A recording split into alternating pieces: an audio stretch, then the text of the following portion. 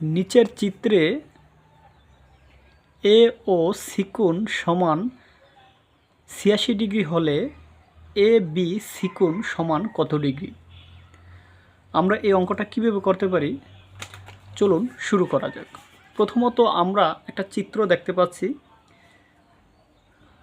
যে A B C D, তাহলে এখানে আমরা মাঝখানে কেন্দ্রে দেওয়া আছে আমাদের ৮৬ ডিগ্রি। তাহলে আমাদের প্রশ্নে জানতে চেয়েছে যে আমাদের বি কোণের মান কত। তাহলে চলুন শুরু করি। যে এরকম একটা বৃত্ত, এইখানে বলা হয়েছে যে এই কোণের পরিমাণটা আমাদের কত ডিগ্রি, এইটা আমাদের হোয়াট, যে এই কোণের পরিমাণটা আমাদের কত ডিগ্রি। তাহলে আমরা বের করব যে এই কোণের মানটা আমাদের কত ডিগ্রি। তাহলে আমরা একটু কাজ করে নিই। সেটা হচ্ছে, আমরা জানি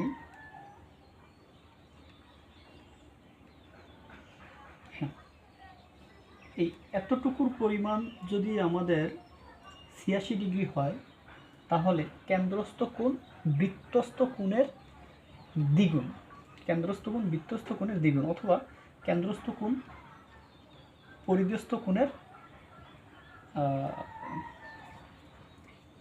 অর্থাৎ এই কোণটা এই কোণের ডাবল, এই কোণের ডাবল হচ্ছে এই কোণটা। তাহলে এই কোণের অর্ধেক হচ্ছে আমাদের এই কোণ। তাহলে এই কোণের পরিমাণটা আমরা প্রথমত বের করি। এখানে কত ডিগ্রি আমাদের কোণ উৎপন্ন করছে, তাহলে এখানে যত ডিগ্রি, কেন্দ্রে যত ডিগ্রি কোণ উৎপন্ন করবে, আর বৃত্তে অথবা পরিধিস্থ কোণে তার অর্ধেক কোণ উৎপন্ন করবে।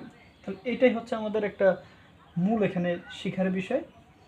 এখানে যদি ৮৬ ডিগ্রি হয়, তাহলে আমাদের এখানে তার অর্ধেক, তাহলে ৮৬ ভাগ হচ্ছে 2, তাহলে আমাদের আসবে ৪৩ ডিগ্রি।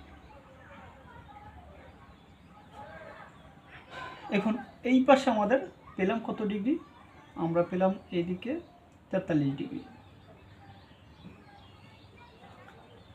আর এই পাশে আমাদের ৮৬ ডিগ্রি। এখন আমাদের প্রশ্নে বলা হয়েছে যে এখানে কত ডিগ্রি। তাহলে এখানে খুব ইজিলি আমরা বের করতে পারি। সেটা হচ্ছে যে আমরা জানি একটা যে কোনো আমরা ত্রিভুজ অঙ্কন করলে, একটা ত্রিভুজ অঙ্কন করলে এই কোণ আর এই কোণ অর্থাৎ বিপরীত কোণ দুইটা মিলে আমাদের হয় ১৮০ ডিগ্রি। তাহলে বিপরীত দুইটা কোণ মিলে আমাদের কত ডিগ্রি হয়? ১৮০ ডিগ্রি। তাহলে ১৮০ ডিগ্রি ১৮০ ডিগ্রি আমাদের যে কোনো চতুর্ভুজের ৩৬০ ডিগ্রি আসে। তাহলে এখন আমরা এইখানে একটা চতুর্ভুজ অঙ্কিত হয়েছে। কীরকম? এরকম চতুর্ভুজটা, এরকম চতুর্ভুজটা। তাহলে এই কোণ আর এই কোণটা, এই দুইটা কোণ মিলে আমাদের ১৮০ ডিগ্রি হবে, আর এই কোণ আর এই কোণ মিলে আমাদের কত? ১৮০ ডিগ্রি হবে। তাহলে একটা কোণের মান আমাদের দেওয়া আছে, সেটা হচ্ছে ৪৩ ডিগ্রি। তাহলে আমাদের এই কোণের মানটা হবে ১৮০ মাইনাস ৪৩।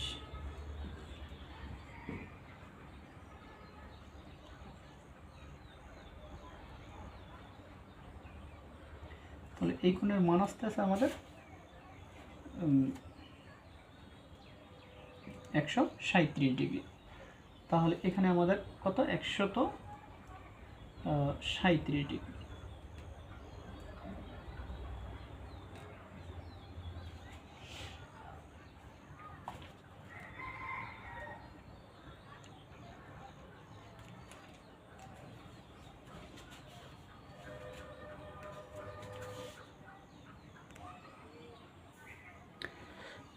নিচের ছবিতে বৃত্তের কেন্দ্র ও এবং ও সি বিকোণ, আমাদের ও সি বিকোণ অর্থাৎ আমাদের সি কোণটা দেওয়া আছে ৩৫ ডিগ্রি, আর হলে বি এ সি কোণ কত। তাহলে আমাদের বের করতে বলতে আছে আমাদের এই কোণের মানটা আমাদের কত, সেটা আমাদের বের করতে বলতেছে। তাহলে আমরা প্রথমত নিচের ছবিতে বৃত্তের কেন্দ্র ও এবং ও সি বিকোণ, তাহলে এই কোণের পরিমাণটা দেওয়া আছে আমাদের 35 ডিগ্রি। একটু খেয়াল করি যে এই কোণের পরিমাণটা দেওয়া আছে আমাদের 35 ডিগ্রি। তাহলে এই কোণের পরিমাণটা কিভাবে বের করব? তাহলে আমাদের নিয়ম হচ্ছে যে এই কোণের পরিমাণ যদি 35 ডিগ্রি হয় তাহলে এই কোণের পরিমাণটা 35 ডিগ্রি হবে। তাহলে এইখানে একটা ত্রিভুজ হয়, এই পরিমাণটা আমাদের কি হয়, একটা ত্রিভুজ হয়। এখানে 35, এখানে 35, আমাদের আস্তে আস্তে টোটাল 2 কোণ মিলে 70। তাহলে আরও তো আমাদের এক কোণ আছে, তাহলে এখানে হবে আমাদের 110 ডিগ্রি। তাহলে টোটাল আমাদের 180 ডিগ্রি আসতে আছে। তাহলে এই কোণটা যখন আমাদের পেয়ে গেলাম টোটাল 180 ডিগ্রি, এখানে 35, এখানে 35, আর এখানে আস্তে আস্তে আমাদের 110 ডিগ্রি। এখানে যদি 110 ডিগ্রি হয়, কেন্দ্রে যদি 110 ডিগ্রি কোণ উৎপন্ন করে, তাহলে আমাদের বৃত্তে আমাদের কোণ উৎপন্ন করবে অথবা পরিধিস্থ কোণ হবে এই 110 ভাগ হচ্ছে 2, অর্থাৎ অর্ধেক কোণ উৎপন্ন করবে। তাহলে এখানে হচ্ছে আমাদের 55 ডিগ্রি কোণ উৎপন্ন করবে। তাহলে এখানে যদি আমাদের 55 ডিগ্রি কোণ উৎপন্ন করে, 55 ডিগ্রি, প্রশ্নে বলা হয়েছে বি এ সি কোণ, তাহলে আমাদের উত্তর হচ্ছে 55 ডিগ্রি। আমাদের আনসার 55 ডিগ্রি, এটাই আমাদের উত্তর।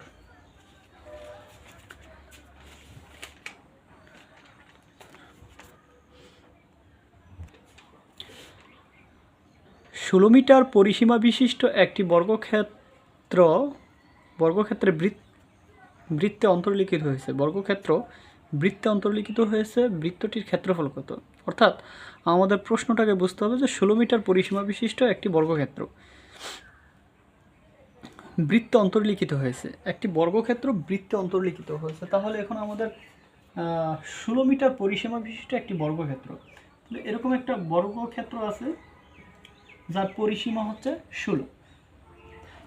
তাহলে সেটা আবার এরকম একটা বৃত্তের ভিতরে কি হয়েছে, একটা বর্গক্ষেত্র অঙ্কিত হয়েছে। বৃত্তের ভিতরে একটা বর্গক্ষেত্র অঙ্কিত হয়েছে, কিন্তু এই বর্গক্ষেত্রটার পরিসীমা হচ্ছে আমাদের 16 মিটার। তাহলে আমরা জানি যে এটা যখন আমরা 4টা বাহু সমান 4 দিয়ে ভাগ করলে আমাদের আস্তে আস্তে 4, প্রত্যেকটা বাহুতে আমাদের আস্তে আস্তে এখানে 4, এখানে 4 মিটার, এখানে 4 মিটার, এখানে 4 মিটার। তাহলে বর্গক্ষেত্রটির একটা বাহুর দৈর্ঘ্য আমাদের 4 মিটার। বলছে যে তাহলে এই বৃত্তটির ক্ষেত্রফল নির্ণয় করতে বলছে। আমাদের এই বৃত্তের ক্ষেত্রফল, আমাদের বর্গের কোনো কিছু বলেনি, কিন্তু বর্গের একটা তথ্য দেওয়া আছে যে পরিসীমা দিয়ে আমরা বের করছি যে এক বাহুর দৈর্ঘ্য কত হবে। তাহলে যেহেতু পরিসীমা 16, 4 দিয়ে ভাগ দিলে আমাদের এক বাহুর, কারণ প্রত্যেকটা বর্গের বাহুর সমান, এই কারণে 4 দিয়ে ভাগ করলে প্রত্যেকটা বাহুতে আমরা 4 মিটার 4 মিটার করে আসলো। এখন বলছে যে বৃত্তের ক্ষেত্রফল, তাহলে আমরা জানি যে বৃত্তের ক্ষেত্রফল নির্ণয়ের সূত্র হচ্ছে পাই আর স্কোয়ার। এটা হচ্ছে আমাদের বৃত্তের ক্ষেত্রফল নির্ণয়ের সূত্র। এখন আমাদের পায়ের মান 7 গুণন, এখন যদি আমরা কোনো মতে যদি পায়ের মানটা পেয়ে যাই, তাহলে তো আমরা এই যে বৃত্তের ক্ষেত্রফল নির্ণয়ের সূত্রটা পেয়ে যাই। তাহলে এখান থেকে এই যে কর্ণ, তাহলে বর্গের কর্ণ বৃত্তের ব্যাস একই কথা। যদি বৃত্তের ভিতরে যদি কোনো বর্গ অঙ্কিত হয়, তাহলে বৃত্তের ব্যাস আর হচ্ছে বর্গের কর্ণ একই কথা। তাহলে এখন আমাদের এই বর্গের কর্ণটা কতটুকু হবে? বর্গের কর্ণ নির্ণয়ের সূত্র হচ্ছে √2a কর্ণ।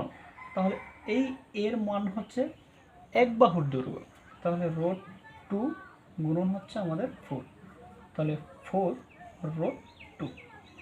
এখন আমাদের তাহলে কর্ণ কতটুকু? কর্ণ হচ্ছে আমাদের এতটুকু।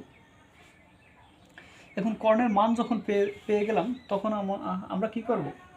ইজিলিভাবে আমরা এখন কর্ণের অর্ধেক, এখন তো কর্ণ আমাদের দরকার হচ্ছে আর এর মান আমরা যখন আবার এই সম্পূর্ণ কর্ণের দৈর্ঘ্য হচ্ছে 4√2, কিন্তু যদি অর্ধেকের দৈর্ঘ্য তাহলে আমরা 2 দিয়ে ভাগ দিয়ে দিই, 2 দিয়ে ভাগ দিলে 2 মানে 2√2, 2√2।